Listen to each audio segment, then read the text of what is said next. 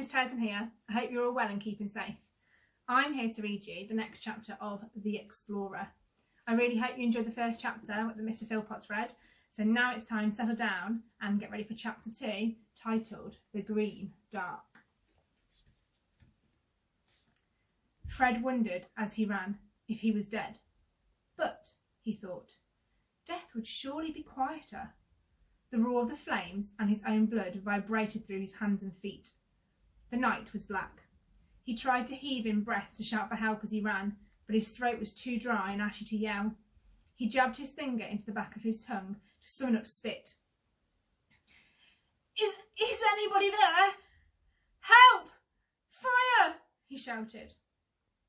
The fire called back in response.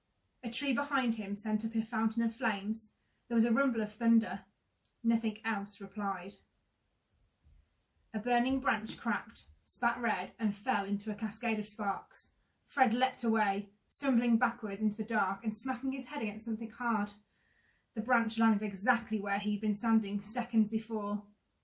He swallowed the bile that rose in his throat and began to run again, faster and wilder. Something landed on his chin, and he ducked, smacking at his face, but it was only a raindrop. The rain came suddenly and hard. It turned the soot and the sweat on his hands into something like tar, but it began to quench the fire.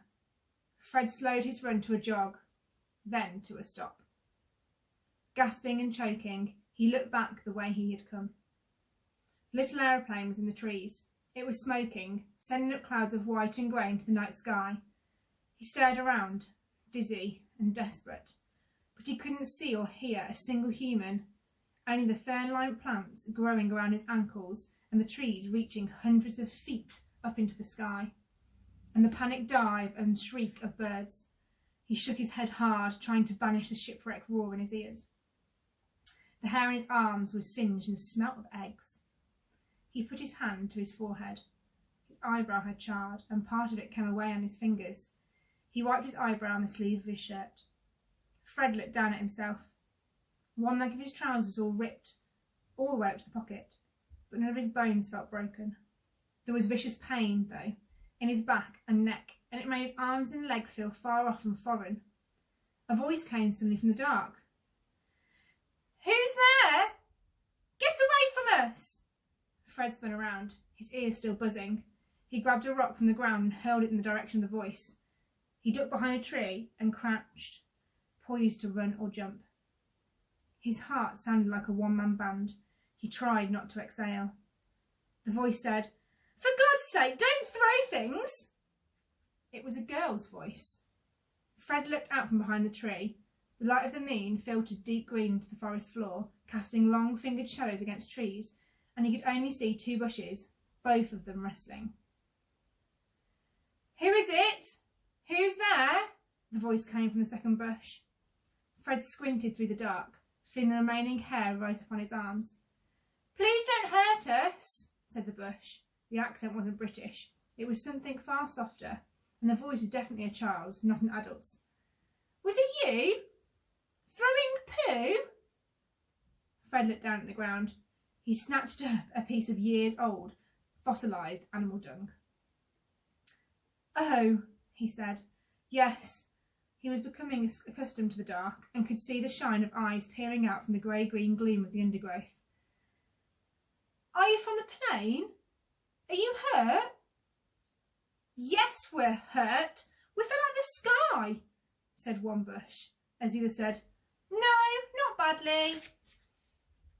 "You can come out," said Fred. "It's only me here." The second bush parted. Fred's heart gave a great leap. Both the girl and her brother were covered in scratches and burns and ash, which had mixed with sweat and rain and made a kind of paste on their faces, but they were alive. He was not alone. "You survived," he said. "Obviously we did," said the first bush. "Or we'd be less talkative, wouldn't we?" The blonde girl stepped out into the lashing rain. She stared from Fred to the other two and smiling. "I'm Con," she said. "It's short for Canister, but if you call me that, I'll kill you." Fred glanced at the other girl. She smiled nervously and shrugged. "Right," he said. "If you say so. I'm Fred. I'm Lila, said the second girl. She held her brother on her hip. And this is Max. Hi. Fred tried to smile, but he made the cuts on his cheek stretch and burn, so he stopped and made do with a grin that involved only the left half of his face. Max was at the breathless stage of crying, and he clung to his sister so tightly his fingers were pressing bruises onto her skin. She was leaning over to one side to hold him up, shaking with the effort. They looked, Fred thought, like a two-headed creature, arms entwined. Is your brother badly hurt? He asked. Lila patted her brother desperately on the back. He won't talk. He's just crying. Con looked backwards towards the fire and shivered. The flames cast a light on her face. She was no longer blonde. Her hair was grey with soot and brown with blood, and she had a scratch on her shoulder that looked deep. Are you all right? He asked, wiping rain out of his eyes. That cut looks bad. No, I'm not all right, Con spat. We're lost in the Amazon jungle, and statistically speaking, it's very likely that we're going to die. I know. Fred didn't feel like he needed reminding. I meant, so no.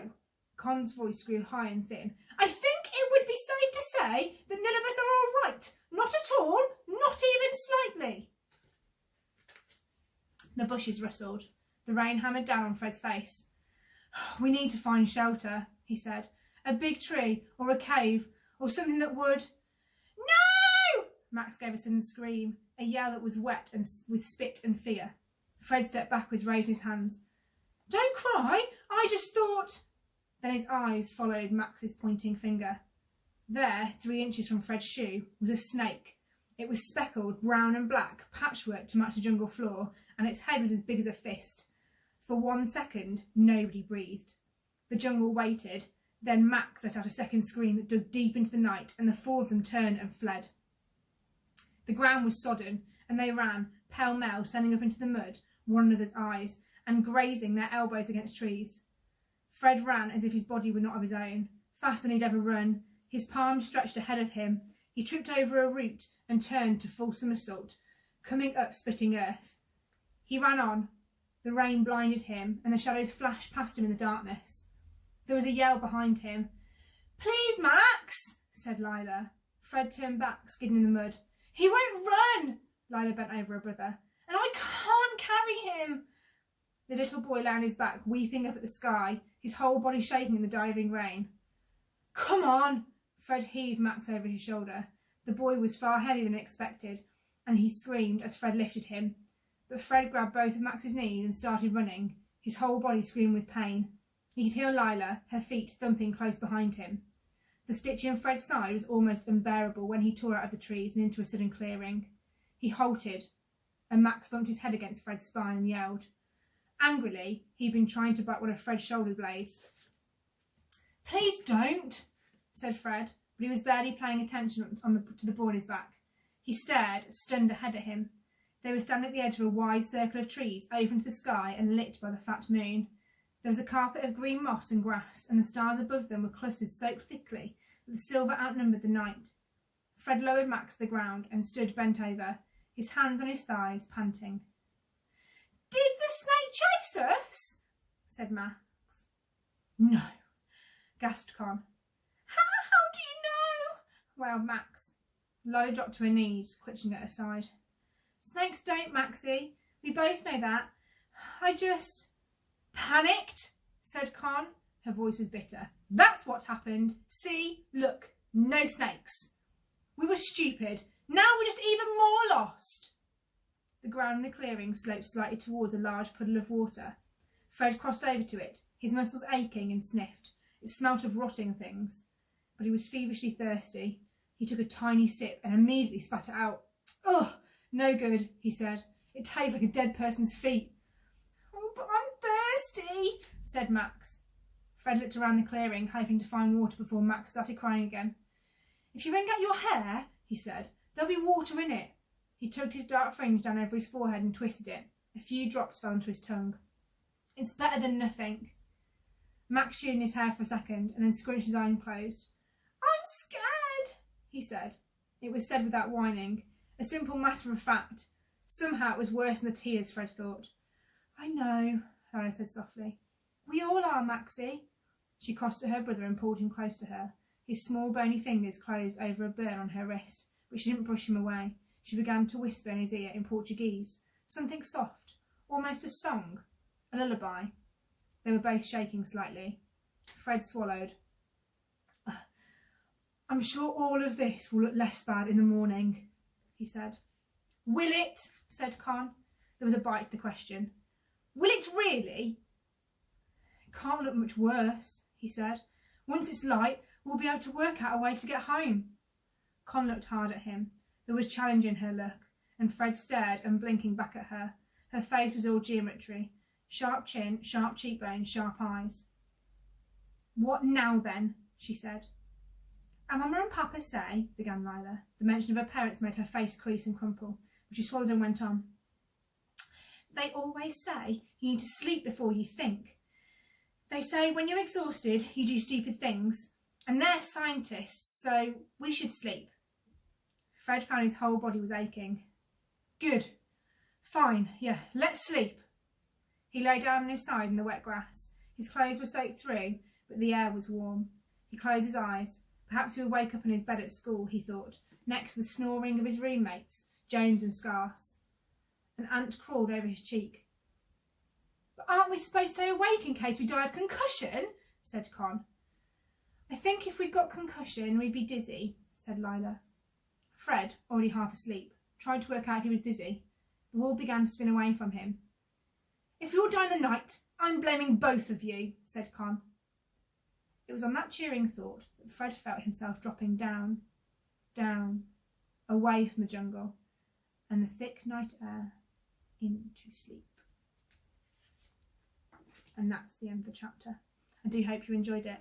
I wonder what's going to happen next. See you all soon.